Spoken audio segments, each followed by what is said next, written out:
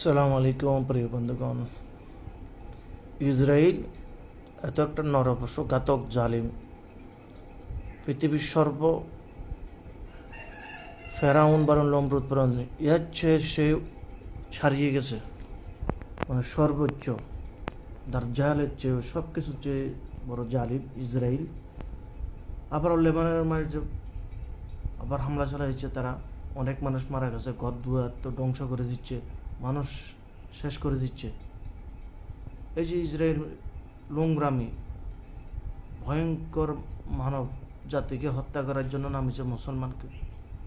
আমাদের আরব শাসক গোষ্ঠীরা, জুব্বা আলারা, হারামিরা চুপ করে বসে আছে, দেখি আছে তাদের দালালি করতে আছে, তেল বিক্রি হইতে আছে, খাইতে আছে, মুরগার বস্তু খাইতে আছে জালিমেরা, কোনো কথা নাই। আর মুসলমান, আমরা মুসলমানের এই দশা হয়, মুসলমানের পেটের ভিতরে হত্যা করতে আছে ইসরায়েল, ছোট্ট বুদ্ধ একটু রাষ্ট্র, 1 কোটি জনসংখ্যা, আর চারিদিকে মুসলমান শত শত কোটি, মুসলমানকে এভাবে হত্যা করতে আছে।